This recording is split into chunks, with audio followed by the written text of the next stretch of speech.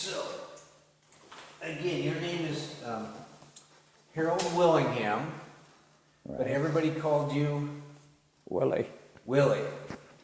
Did you pick that name up while you were in the service, or? Oh no, from the long as I can remember, I was called Willie and even after I got in the service, all the enlisted men called me Willie because I was enlisted, and it wasn't until after I got a commission that most of them were good about calling me lieutenant, but once in a while an old friend would just call me Willie, you know. I didn't mind. So when you were in the service, they had all that protocol that because you were a lieutenant, is that right? That was the last 9 months of the war. The first, I made tech sergeant down in California at, I forget the camp now. We went down there supposedly to be sent to the Far East, but most of the infantrymen came down with yellow Johnses, and they couldn't send our division, so they had to choose another division. I've been thankful for that ever since it happened. I didn't know it happened at the time, but we went then to Europe, and we crossed the states and left out of Virginia, I guess it was. And so, what part of Europe did you go to? Well, we landed in French North Africa. To tell you the truth, that was a soft spot. You see, the Germans occupied that, but there wasn't enough of them there to hold anybody off. So we landed there and was able to land the whole division and get organized. It took us 2 or 3 months in that area before we started moving across right the top of Africa. We'd drive at night with the little cat eyes on, you know, and you had to be close enough to the vehicle in front of you to see those little cat eyes. In other words, they didn't want somebody across, well, I guess it would have been southern France or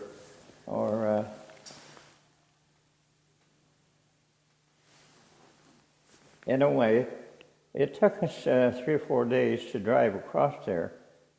Now what are the cat eyes? What were the cat eyes that you talked about? Oh, they were on every vehicle, and you turn them on, and at night you could see them, for I don't know how far, but 40 or 50 feet, probably at the most. And so the vehicles would stay that close together, but they wouldn't turn their headlights on, you see, because they didn't want airplanes or anybody from France over there looking that far and seeing that there was a convoy going every night. And then during the day, we'd pull into some sort of a shaded area, and we'd supposedly rest and eat. And it wasn't difficult. It was a little tiring, but especially sometimes the road came pretty close to the edge of the cliff that dropped off into the Mediterranean. Not close enough really to frighten you, but on the other hand, you didn't know where the road was going for sure. there's lots of rumors, you know, as to where you're going in the service, but we finally got to a place called Bizerta, and they had a nice harbor there, a place for a lot of landing crafts, and we ate outside, and it was hot, and I'll never forget this. We, of course, ate out of our mess kits, and as our this is no exaggeration. As you took a spoonful out of your mess kit, and most of us were standing, or maybe stood down on the ground or something, and when you took a spoonful out of there, a fly would jump on that spoonful, and he'd ride it clear to your mouth. Now that's not a lie; that's the truth. And then he'd fly off, and there wasn't anything you could do with it about it. If you wanted to eat, why, well, the food was always, to me, it was always adequate. Sometimes you have people that growl about the food, you know, but then they probably had good reason. But anyway, now, do you want to interrupt me? I was going to ask, now I know in the Navy, they talked about, with the food, they talked about SOS. Did you have SOS? Well, I've heard that term used in there, yes. But I don't know if I ever used it or thought about it particularly, but I've heard it on occasion, yes. So were you eating sea rations? Or Well, I think it was sea rations that was just heated up, was what it was. And there was some sea rations, for instance, they called it hash, and I couldn't eat that. I just couldn't eat it. And I would just pass it up and make up for it some other way. And sometimes I could trade it for, some of them had wieners in them. It was real good. And the other, I believe, was beans of some sort. And they were pretty good. They weren't bad. So you were, your division, you weren't living in foxholes. You were on the move and living in tents, or living in... Well, we didn't live in tents. You didn't really need it. I've kind of forgotten how we slept in the trucks a lot, in the back of the trucks on the move across. But when we got close to Bizerta, why then the infantry and all was there, and there was a general by the name of Truscott. And he was particularly, he was head of the division, and the infantry referred, they didn't like him because I think he was a fine general. And what he did, the infantry called it the Truscott Trot. And he would get the infantry out every day and make them run in that sun and all with full pack and whatever they had to carry, you know. And little guys like me usually had the cylinder of a mortar, you know, over their shoulders. Not very light. But I always thought the little fellows seemed to get those. But anyway, they got so they hated this general. But I'll tell you, he was preparing them for Sicily. And the Germans told us over their propaganda radio, which really was one of the good things about the whole war. Now they didn't know that their playing our music made us happy. They thought it would make us grieve everybody and make us want to go home and so on and so forth. And so there was a lady that seemed to run the station most of the time, and before we landed in Sicily, it was an amphibious landing. That was the second one we'd made, and the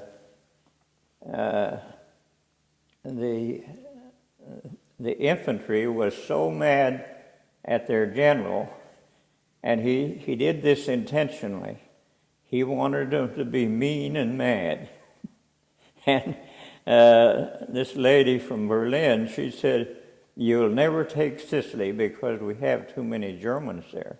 Too many. And, well, we crossed the middle of Sicily, cut it in two in 10 days, and there was troops on each side, on each coast, and I don't really know who they were.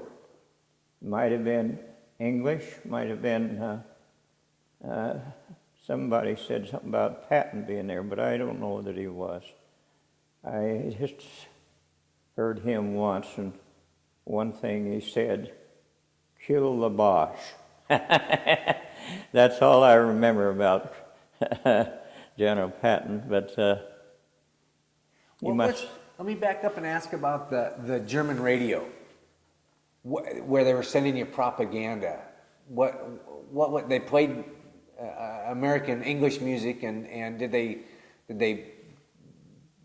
talk to you and try to dissuade you, or? Oh yes, I don't know how they got the information, but they would call people, individuals by name, in the infantry particularly, and they'd say, they'd tell them that what a difficult task it was going to be to fight against the German army down there, and they'd give them a story, and always that was something that we always kind of wondered, where in the world did they get those names?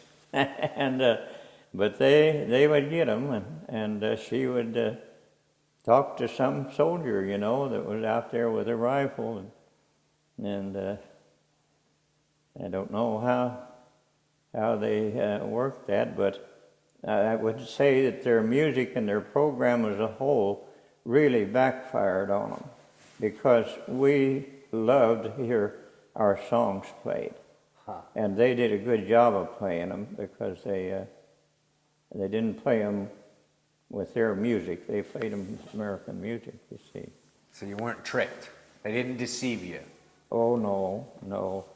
There was never any thought of being deceived. We called the Germans krauts, and they were the enemy, and they were basically, I don't know, I suppose I wasn't in the infantry, you see, and so I didn't have that face-to-face almost contact with infantry.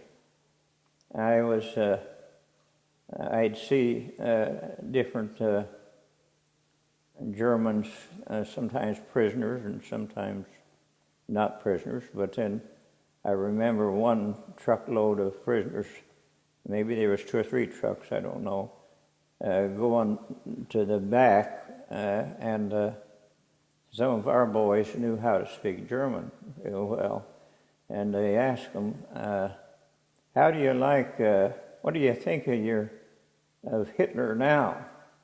And one of the Germans hollered back, and he said, "We're going to the United States. Where are you going?"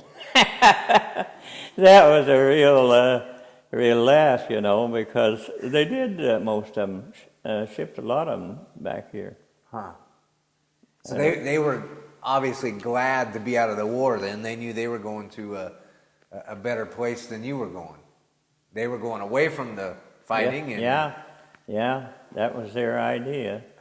And I think they were very lucky people, because they were captured and they weren't punished. They might not have had the best treatment under certain circumstances. I really don't know too much. I the end of the war, why there was so many Germans that, I don't know, thousands of them inside of a barbed wire fence place, but gee whiz, they could have crawled out any time they wanted to, but there wasn't any place to go. And besides, they were hungry. And we had to feed them something. And I say we, I didn't do it, but it was the infantry that did it. And the infantry and artillery had the worst of the war. I was a very lucky person because it's like at Anzio, that was on Sicily, and we were just about a mile from the coast, and we were in a forest there, and we had a hospital down on the beach, and once in a while they'd throw around into the hospital, but they'd make out it was accidental, and maybe it was, I don't know, but once in a while they'd throw around in where we were, in the trees. They knew that somebody was in there, And I remember seeing two of our boys. One of them was named Cosno, and I forget the other one's name. They were tall. They were probably 6'1" or 2", the two of them, when they budded together. And they were digging a hole down so that they could put a parabola, however that's pronounced. It's about 14 feet square, and they wanted to put their cots down in there, and they probably had cots because we were sort of stationary there until we built up a force enough to cut the road down Italy. See, that mountain, I forget the name of the mountain, but it was, it had, for the most part, it had German artillery up there. And then the road was right down below that went between Rome and down southern Italy. And we couldn't go by that without losing too many troops. And we were conscious of the loss of manpower in order to achieve a certain thing. And so we waited until time was proper, and we had enough equipment on Anzio. And I remember air attack there, once as B-25s or 26s, and I think both of them, because some of them were twin tail and some of them one tail. And there must have been maybe 100 of them. You couldn't count them because there's too many. But the Germans had tanks all lined up. I wouldn't say in a line by any means, but they dropped bombs, and they pretty well destroyed the initial readiness of the Germans to attack the beachhead. They thought they could drive us off of there. They tried, the British was on one side, and I recall now, and they attacked them once earlier, but the British turned them back, and they might have been just an attack to find out how many, what strength there was or whatever. Huh. And but anyway, we finally took the island. Well, once we'd gone through it, the middle of it, then it was up to the people that was coming around the sides, and I don't know for sure who they were. Excuse me. How old were you? How old were you? What was your age? About? Well, I joined the Army in 1940, and June the 12th.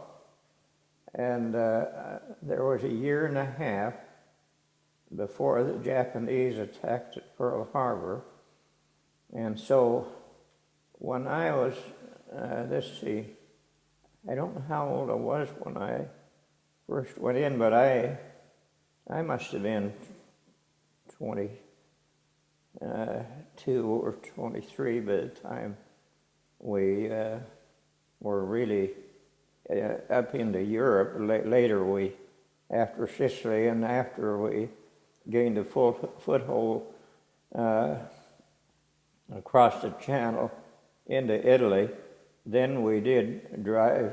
We were above this mountain, see, that held us up, and we drove on into Rome, where I had appendicitis, and we're bivouacked in the Rome University, I guess it was.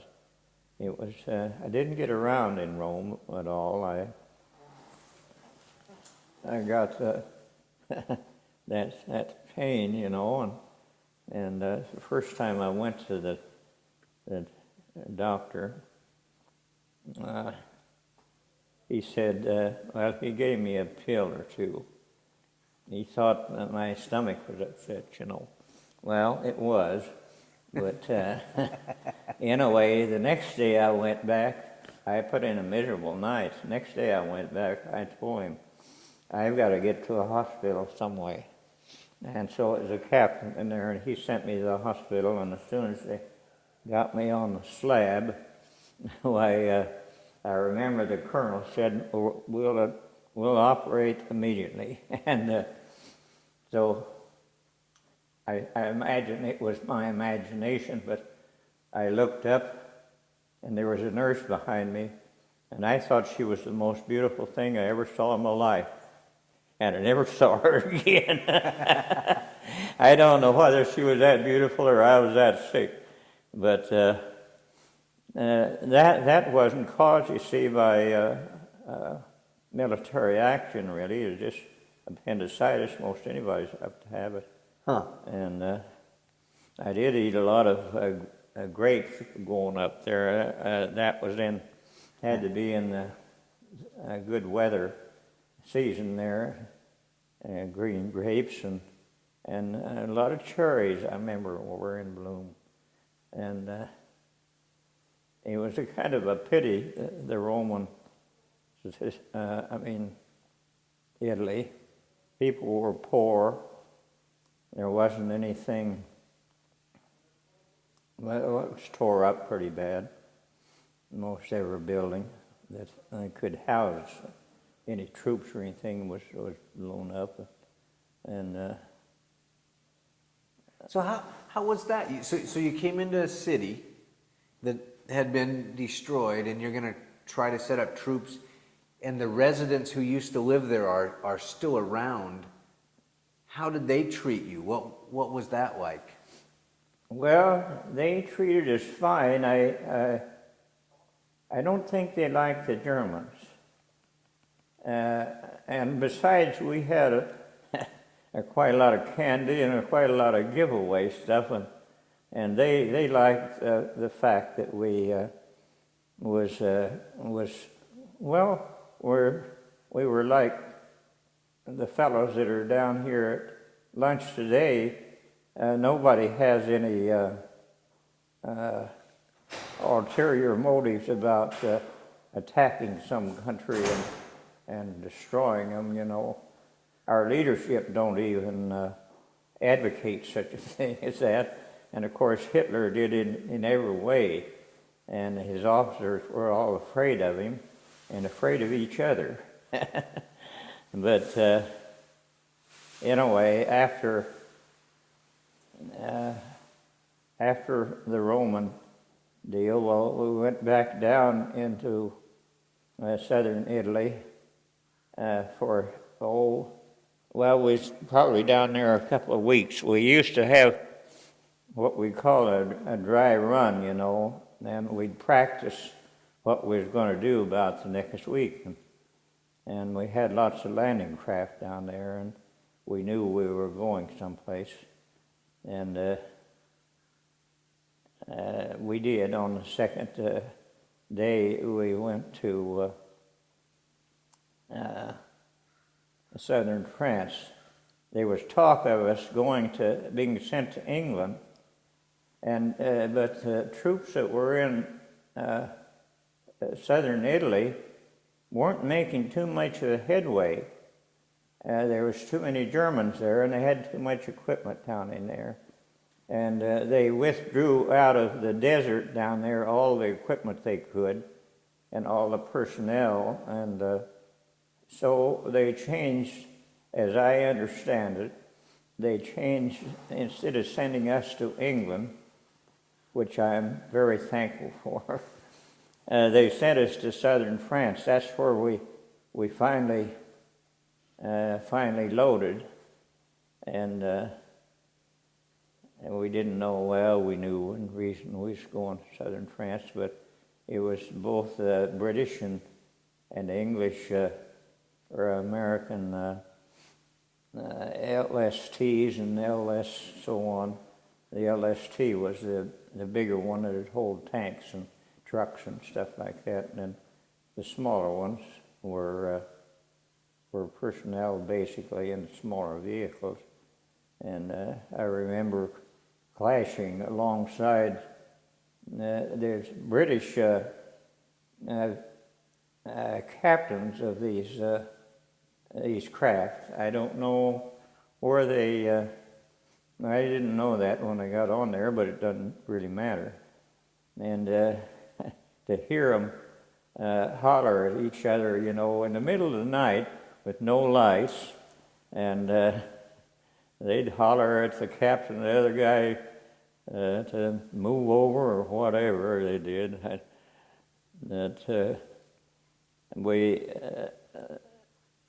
It wasn't real easy landing in southern France, but of course most of their troops, French, well, the Germans were using the French too, but there wasn't too many Germans in southern France.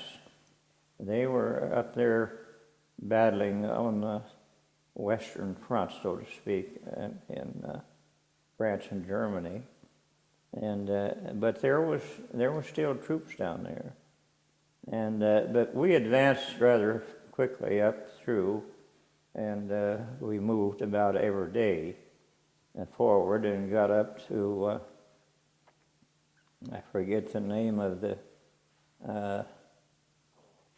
town. When we crossed eventually into Germany, and I remember looking down on Nuremberg, and it was terribly destroyed by bombing. You know, had to be all bombing. There wasn't hardly anything standing. It was just and it's a fair-sized city. And I didn't go down into Nuremberg, and we passed that up, and then we went south, our division, and some others went more towards Berlin and the east, and we went south down into Austria, and there in Austria, the war came really pretty much to an end, and there were several places there where Hitler used to have great events of all of his officers and so on, and those places were rather immaculate in a way, but they did their best to destroy what was in there. And I remember the colonel that was in charge of me, he was division signal officer, and I was just a company radio officer. And but we happened to get there at the same time for some reason, and he thought we'd ought to go down to the basement and look at all kinds of boxes and stuff had been ripped apart, you know. We was looking for medals, to tell you the truth. German medals, something like that, but they I don't think we found anything that amounted to anything. And it was the Germans that had. Pardon? Was it the Germans that had destroyed the stuff to try to? Well, the Germans, I think, had destroyed it. Now, it might have been true that our infantry went through there ahead of us, you see, but they never got to sit down too long. The infantry didn't. As long as they could keep going, why, they'd go until they run up against something that took a little time and a little figuring, and maybe a little help from artillery or airplanes or whatever. And I remember the first jet airplane I ever saw, and I didn't know it was a jet at the time. I knew it was German because he was fairly low, just a few hundred feet, and a single-wing fighter, I suppose. There was about 2 or 3 of them flew over, and I said to some of the fellows that was with me, I said, you know, they've discovered a new type of muffler. They don't sound like it used to, you know. And that was as close as I got. Then finally, a little later on, we found where they were taking off from, because the airfields were pretty well destroyed. But we didn't destroy what they called the Audubon. And we didn't destroy that. We destroyed the bridges. And but the Audubon, we left it because it was a very good road. And I understand they made the Audubon with people that maybe some Jews and some, I don't know whether they let the Jews work on it or not, but people they'd captured or from that country, like Frenchmen or whoever. And but I don't know. That was already built when we got there, and we ended up in Strasbourg, Austria. It is a pretty little town, and then we stayed there. Well, the war was ending. We stayed there for a week or so, and then we moved a little bit north, as I remember, into might have been south, I don't know.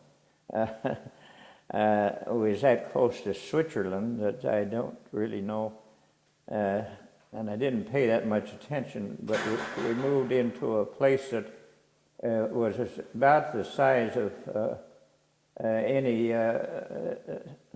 state building, you know, there where the governor stays, or maybe even the president, I don't know.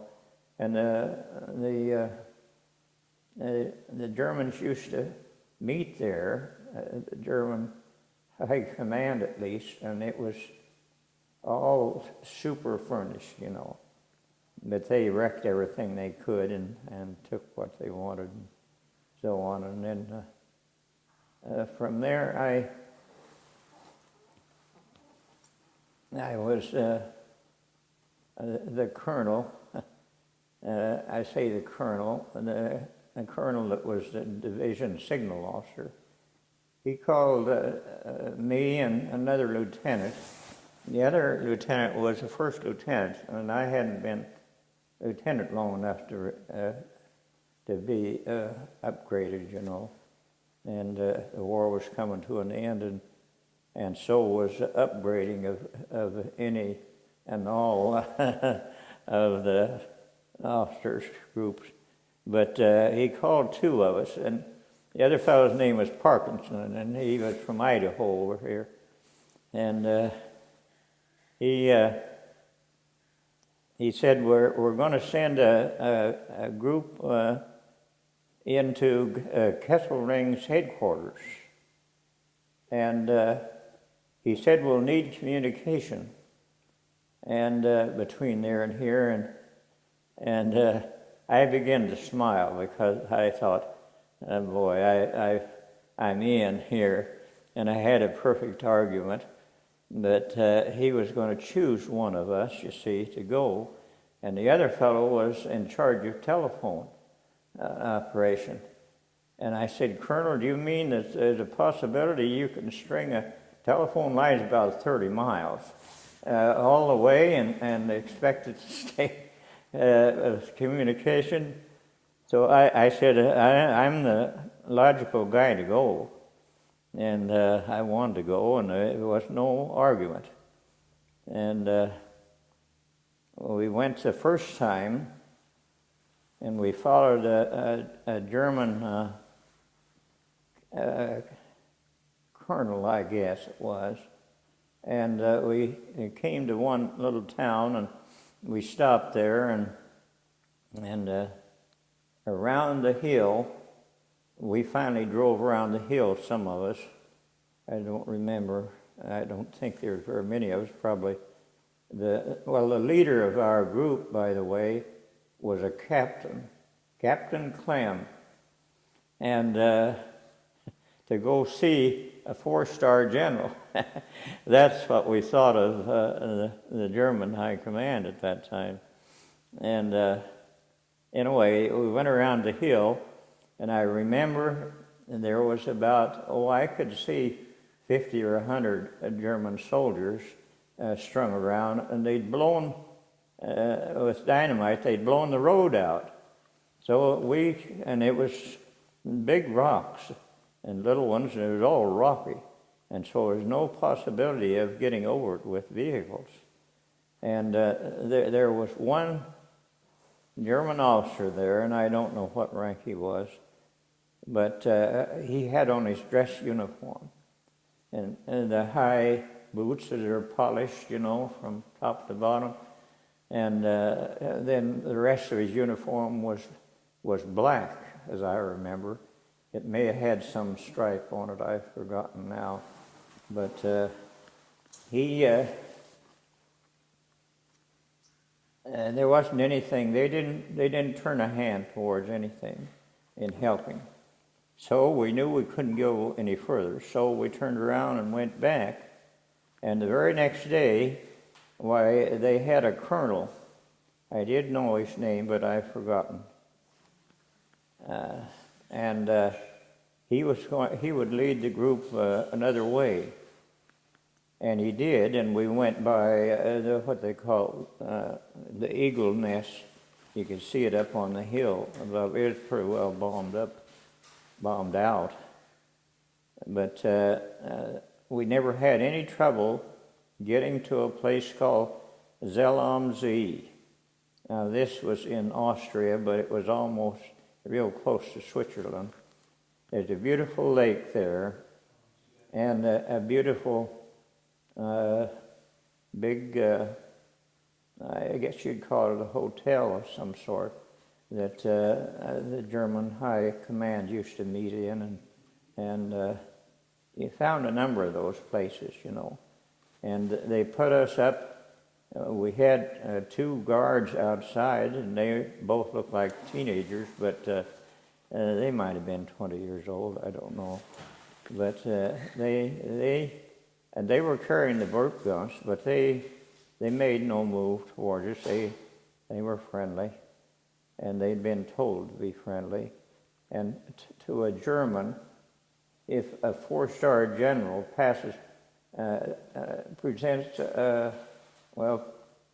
gives an order to all troops in his area, and he was supposed to have had over 1 million troops in northern Italy and up through there into Austria. And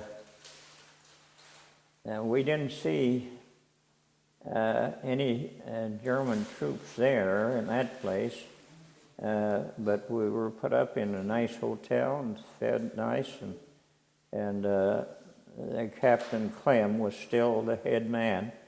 And he went to see the general, and I don't remember for sure whether this is right or not, and so it may not be right. I was thinking that he had asked different ones. There was about 20 of us in the group altogether, drivers, jeep drivers, and radio operators, and we just had one radio vehicle, and it was easy to communicate that 30 miles. of course, even in that hilly country. And we were there for about 3 or 4 days. But I think we were asked if any of us wanted to see the general, not meet him. That'd be too much. But I'm not sure that that's true. And I remember saying, for some reason, he's just another German general, and I don't really care one way or the other seeing him. But it would have been a good idea, I guess, if I'd have been asked to see. But I don't think we were. I think that is something that I just don't remember for sure. So that was after the kind of as the war ended. The war had ended, really, Yeah. because the Germans never shot at us that were out there. And I thought, what power that one man had over all those Germans. And on the first time up there was a German, probably a private, I don't know what. He was riding a motorcycle, and he came into the little town where we'd stopped. And there was a general there, a German general. I think somehow he was connected. He contacted us, and he went over to talk to the guy on the motorcycle that stopped. And they got into an argument. And the motorcycle guy, probably a private, he wouldn't pay any attention to the general. The general was a Volksstrom general, and I don't know if it made any difference if he'd been wearing a black uniform and all, but I remember him waving his hands and shouting in German. And the guy turned around with the motorcycle and went back the other way. So I never knew what they said or what, because everything was in German. And too fast to pick up. Well, it wasn't close enough. I was 100 yards away from it. When you were in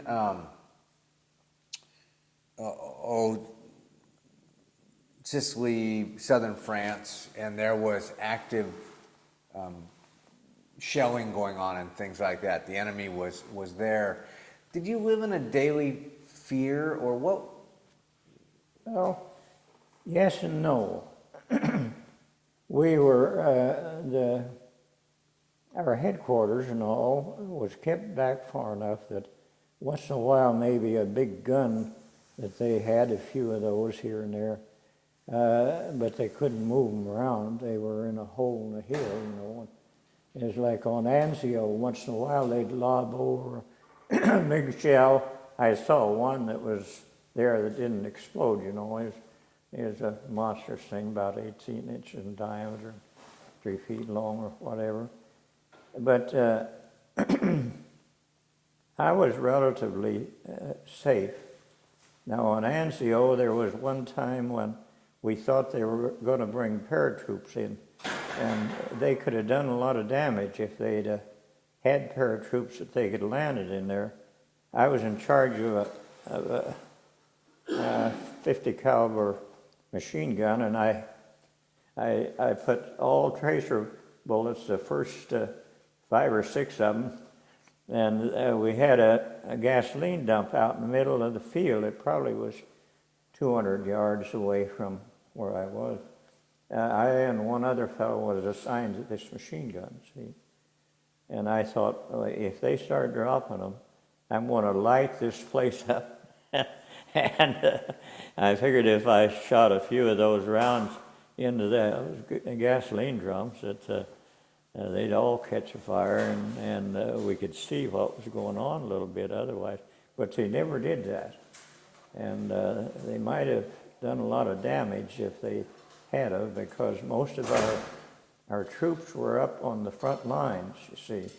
Usually 2 regiments. One regiment was usually back in rest area, but the infantry used to say, it's safer up front than it is back in the rest area, because they'd get shelled with artillery. The Germans knew where the rest areas were. and I guess it was kind of warm back there. They didn't like that too well. But one thing I got to do when I was in this Zell am See, I looked on maps and I hadn't found it, but I assure you it's there. And they had one of these cars, cable cars that goes up to the peaks. It was right in the edge of the Alps, of course, and we wanted to go up.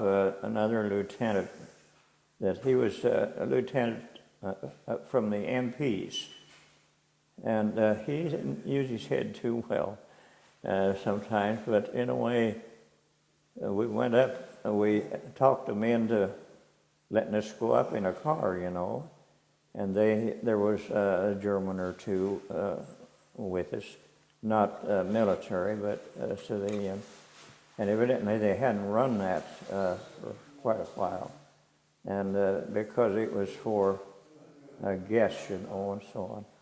But they finally decided to send us up there. I was a little concerned about whether it'd work or not, and you're a long ways off of the top of the treetops, and I've got pictures taken from up there, and when we got up there, there was a big red cross on top of the building that was there, and they said it was a hospital. But the Germans we saw, very few were there, but they were all on their feet. I never saw anybody in bed. And then over to the side, not as noticeable, was a little building that had a radar set up in it, and they spotted aircraft, from up there. But one of the things that embarrassed me and aggravated me, and it could have cost us, our lives, because no one else knew we was up there, really. We didn't report to Captain Clem or anybody about going up there. We was looking through town and then stumbled onto this. And the other lieutenant, they took us into the dining room. And it was just average, except across the platform area was a big white flag with a big swastika in the center. And of all things, here we were at the mercy of the Germans. And this lieutenant said, "Take that down." It wasn't hurting anything. And, they could have said, "Phooey, we're going to throw you over the bank," and you'd have fell 1,000 feet before you hit the snow down there and the trees, But they took it down, and I had some pictures but I've let my 3 kids take pictures that they wanted, and I don't know where it is. I may have some of them, but. Well, it sounds like even in the fact that you have this war going on around you. Yeah. Wait just a second. They're going out the door here. Even though there was a war going on around you, there was some kind of average everyday business. I mean, it sounds like you guys, every so often somebody get a bug in their ear and want to go venture off somewhere, and almost like you were tourists. Is that true? No, not really. Now, like when we was in Rome, why, of course, all the Romans, they thought we was great, but all of them that was left there, and but mostly women. There wasn't a lot of men except old men, and if you were in the infantry now, that'd have been a different thing. You wouldn't have. You had a place dug in where you had some protection, and where you could see hopefully what was going on around you if there was an attack or something. But they had little radios, walkie-talkies, we used to call them, and they could radio the information to our artillery or to wherever they, well, probably to their headquarters first. And probably the colonel, there was a full colonel in charge of each regiment. You had to be a full colonel to be in charge of a regiment. And so they wouldn't call him necessarily, but they'd call the people that had the radio there. And those radios were part of my responsibility. I had radios at all the regimental headquarters that were on duty. I say on duty, in the line at the time, and there'd be some artillery batteries that we'd have a radio, and they were all mounted in jeeps, and they were about a power of about 50 watts. So they had, but they worked with a fishpole antenna, and that really probably worked the best. I tried a long antenna time or two, and the colonel thought that was great, but I don't think that the signal was any stronger, because the transmitter was designed to what we'd call load about a 16-foot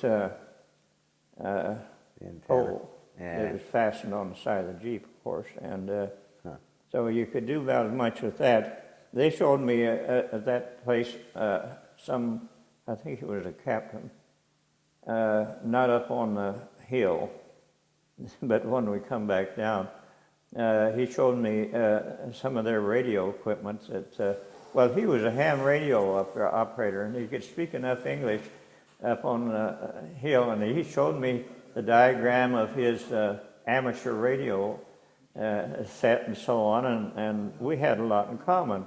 You know, he was just like another fellow, another American, or I wouldn't say like the Englishman. They're a little different than the rest of it. The gentleman you were talking to was a German, correct? The ham radio? Right. Yeah. Yeah. Let me ask one last question. Looking ahead to the future, do you think, what's the message you would want from World War II to be left with or for future generations? Oh, I tell you, had to take a lot of thinking, but with the atomic warheads that most every country seems to have, and even some of the little countries, well, they're not so little, like Pakistan and some of those places, they've demonstrated that they have the facilities for shooting one or two of them off in a way.